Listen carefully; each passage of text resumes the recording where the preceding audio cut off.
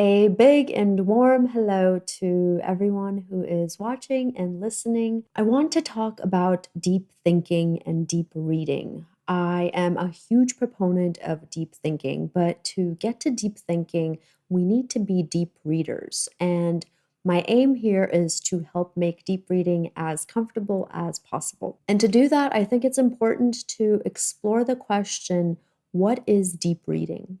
A good place to start answering this is starting with what deep reading is not. It is not piling up, say, Goodreads badges of honor in the look at how many books I've read this year category. I see this every December on my Instagram and I cringe because it tells me nothing about the fun parts of reading. It gives me as the audience and you as the reader close to nothing about the reading experience. What book moved you? Which book brought you to tears?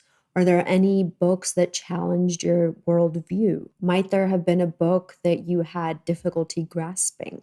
In a nutshell, it gives me no clues as to who you are as a person. So, if deep reading isn't linked to the number of books that you've read in a given year, what exactly is it? Sven Burkertz in the 1990s defined it as the slow and meditative possession of a book. We don't just read the words, we dream our lives in their vicinity. The printed page, in this sense, becomes a kind of wrought iron fence we crawl through, returning once we have wandered to the very place we started. Isn't that beautiful? I'd say that's certainly how I would characterize deep reading. Diving a bit more into this, why pursue deep reading? Deep reading is inherently a very slow process. It throws speed reading and skimming a book out the window and marks them as useless. Instead, it embraces daydreaming after reading a moody passage or pausing to reflect on a memory that a certain text may have evoked. Deep reading is also, in a sense, an active process. It involves highlighting and annotating, marking up a text, and otherwise taking notes on it, in it, outside of it. It doesn't matter. Connecting the dots between past books and current books and the ones not yet written. Connecting the universes of reality and fiction and finding in them parallels and guidance for one's lived experiences. Sven, whom I've quoted a moment ago, also remarked that, quote, I've I read books to read myself. From this, it follows that the deeper we read, the deeper we understand ourselves, our caprices and joys, and what we think of the deep, big ticket items like justice and love and truth, beauty, life itself, the world around us. I'm a firm believer that this type of pursuit is worthwhile and it enriches our lives, not only our inner lives, but also our interaction with the world and the people that we come across day to day or on trips and in once in a lifetime encounters, perhaps. Everything, in a way, becomes a bit more high resolution when we have the backdrop of having read a book well and slowly and in a deep way. Now, you might ask, how do we engage in deep reading?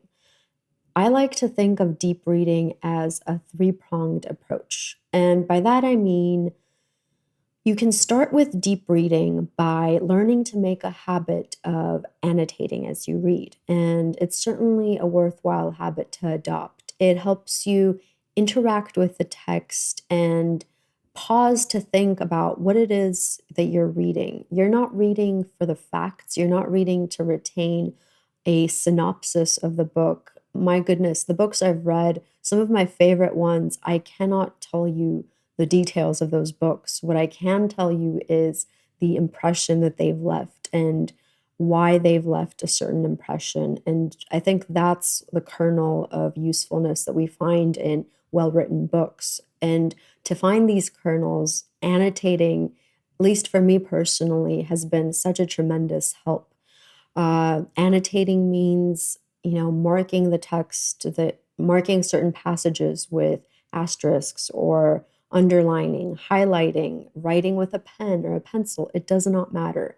I know there are certain people on Instagram when they see the annotations that I've made to a text would probably want to very vehemently reprimand me every time they see me mark up a book. But to those people, I'd say we shouldn't treat books as museum artifacts. They are not meant to be stared at. Instead, they're made to be your own. And what better way of doing that than handwriting in it? The second part of deep reading that takes you a step further is taking book notes. And again, the manner in which you take book notes hardly matters.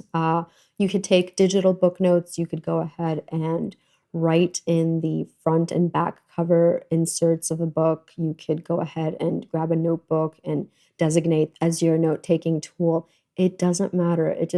What matters is taking some time to reflect and record your impression. My personal favorite is the third approach to deep reading, and this is creating and cultivating a commonplace book. Not long ago, I heard the term thrown around a few times, almost all at once. I had no idea what it was, and I was quite intimidated by it because it seemed to be this ungraspable thing that people do who are very wise and intelligent and make good use of their time. I was intrigued, and so I've come to learn that a commonplace book is essentially a note-taking system, a record-keeping tool, a centralized note-taking system. Think of it as a repository or a record of the ideas that have interested you, a repository for your brain, said a bit more crudely, a brain dump. And the term system is important here because it alerts you to the fact that there's no way you can rely on your brain or haphazard napkins to retain and, more important, to build on ideas that you come across on a daily basis. A commonplace book is a personal mechanism for interacting with the world. In Sven's words, when we mentioned him above, you've read the book to read yourself. Now, the next step after you've read yourself is to better read the world. And the commonplace book I found helps you do this by storing information you come across into a personalized hard drive. It stores your ideas and findings and learning and experiences that you've had in a way that can then allow you to interact with the world and innovate your way into the world. I won't go into the details of how to create a commonplace book. There are plenty of tutorials online in video form and blog form. But what I do want to note here is that I had a weird fear of starting a commonplace book, simply because I had no idea where to begin. Against the backdrop of people who were raving about a commonplace book and mentioning that they've had decades worth of material in their commonplace books, it felt really, really intimidating.